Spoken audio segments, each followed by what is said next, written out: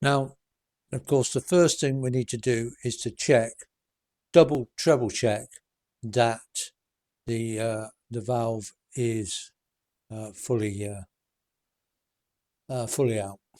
fully seated. So I always turn the engine over a few times, watching the inlet, watching the exhaust, make absolutely dead certain that we've got the valve and the tappet where at its loosest.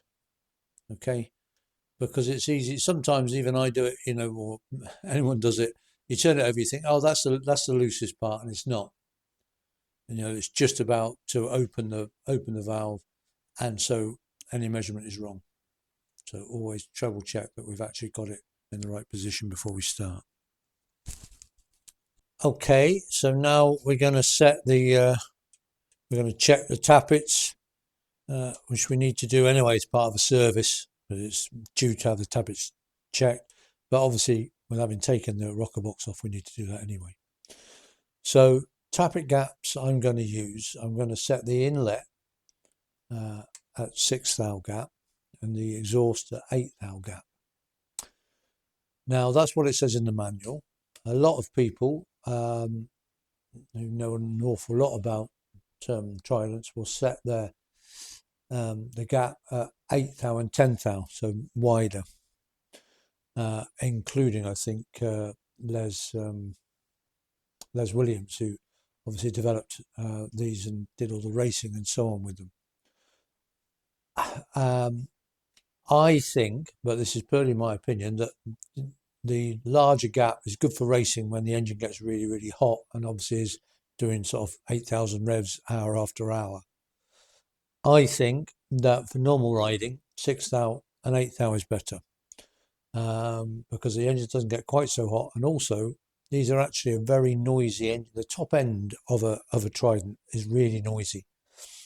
If you're riding along and you've got your knees clamped on the tank, just to open your knees, and this cacophony of sound comes up from the engine.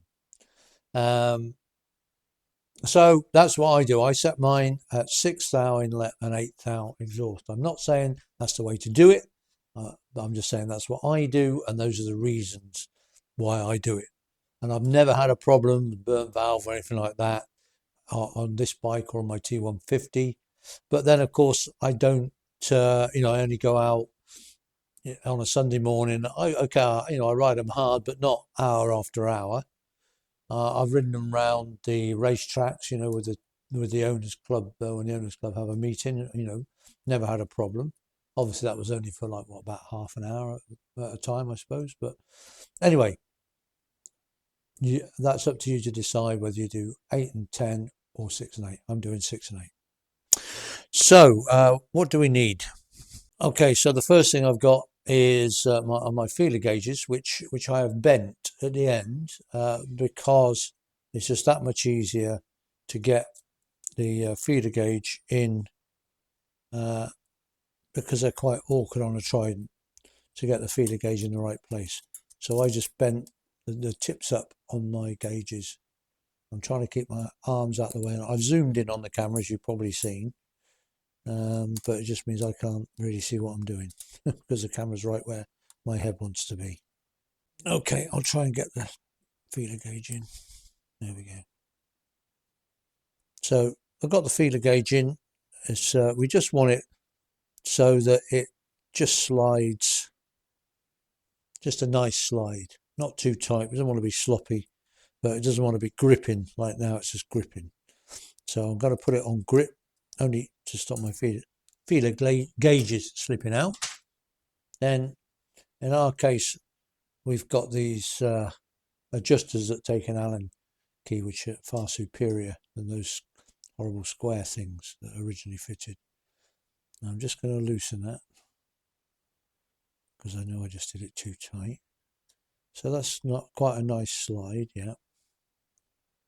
Okay, then I'm going to hold the spanner still to try and stop the adjuster moving as I tighten.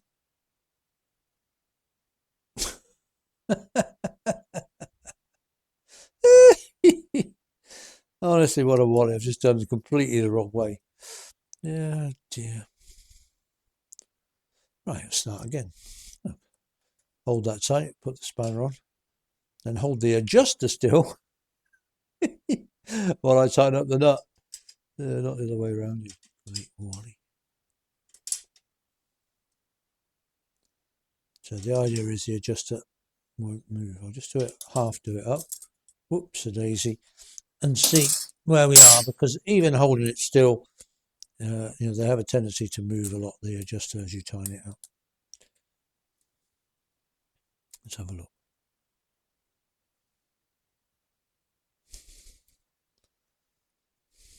I think that's okay.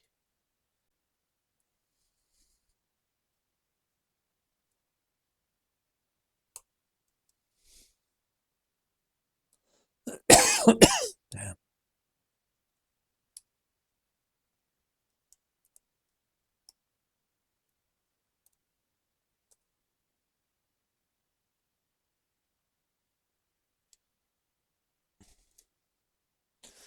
Yeah, I think that's okay. It might be a little loose, but only a little bit. So I'm happy with that. Okay, so that's set at 8 thou now. Then I'm going to go on and go to the other ones on this side. Then obviously going to go and do the inlet at 6 thou. Then we turn the engine all over again and recheck everything. So I'm not going to recheck it now. I'm going to set all the others at 8. I'm going to set the inlet at 6. Then we're going to turn the whole engine over a few times and then recheck all the gaps again. So I'll just do, I'll set all the tappets and roughly, and then we'll come back in a minute. Okie doke, I've done all the tappets. So these are all been set at 8 and the inlet have all been set at 6, and I've turned the engine over a few times and checked. So everything's fine. I will probably check them again in a minute, because what I'm going to do now, before I do anything else, is I want to check compressions to make sure that taking that rocker box off, I haven't created any leaks, especially a leak between the centre cylinder and the two outer ones, which is these engines are slightly prone to. So I was going to start talking about gaskets and stuff, but I'm not for now. What we're going to do is we're going to check that we got compression. So I've got my compression tester put in to number 3. Number 3 cylinder. This left-hand cylinder, and what you should have to do a compression test, you should have a warm engine and you have wide open throttle, so that it sucks as much warm air in as possible, and then you get a nice high maximum reading. Obviously we can't warm the engine because we can't start it. We don't need wide open throttle because we haven't got any carbs on, so it's naturally wide open throttle already. So I'm not too worried now about what compression I get. I hope I get 100, at least 100.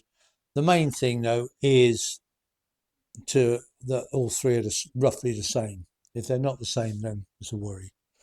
Now, as part of that, of course, I've got the bike full of oil and I've disconnected the oil cooler, but I want to check the compressions before I put everything back together. So I've rerouted my oil feed to the rockers down above my oil drain tray, because of course as I turn it over on the starter it's going to pump oil. That's fine because we're going to be changing the oil anyway, so I've got to get it out at some point, but rather than do it now, I've just put that there, so when we chug the engine over it'll be pumping oil into the drip tray. Don't forget that if you ever do disconnect the oil cooler, don't chug it over on the starter, because you'll have oil spraying everywhere. Okay, right. Let's have a look. Let's see what we got on that first one. So I'm going to put ignition on, and that's my ignition there to tell me that there's no charge. And then we're going to chug it over. Let's have a look. Can I do it from this side? Yeah, I'll try doing it from this side if I can. Let's see what we got.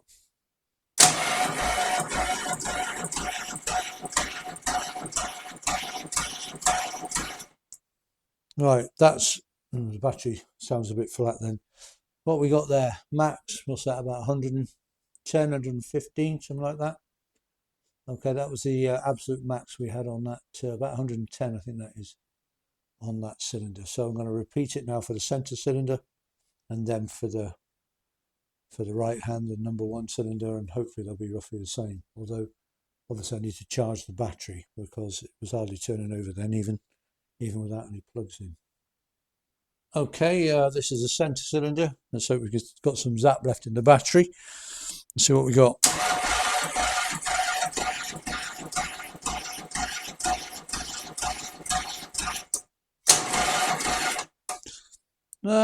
It's not bad. It's about 105 on there, which is that's close enough. So that's okay.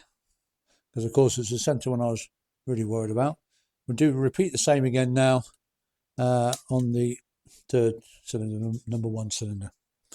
The cylinders are numbered, just to be confusing. Number one is normally by the timing case, so the numbers are, when you sit on the bike you'd expect it to be 1, 2, 3 left to right, but it's actually 1, 2, 3. But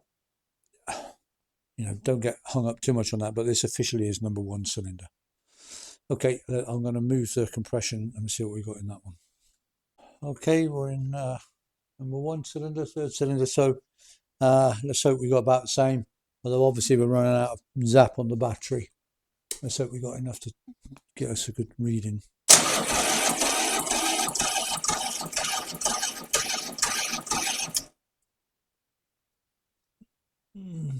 There, that's the absolute highest, and again that's about 110. So that's good. I'm fine. I'm happy with that. We got between 105 and 110. So as long as they're all near each other. Again, I won't get too hung up on the actual reading. If the engine was warm, I'd hope to get over 125 on full throttle. And if I could turn, and I need to obviously charge the battery, get it to turn over a lot faster, then I'd expect to get over 125. But the main thing is that they're all roughly the same. That's what you're looking for. Don't get hung up too much on compression, unless of course it's like below 50 or something. But yeah, the main thing is that they're roughly equal. So I'm happy with that.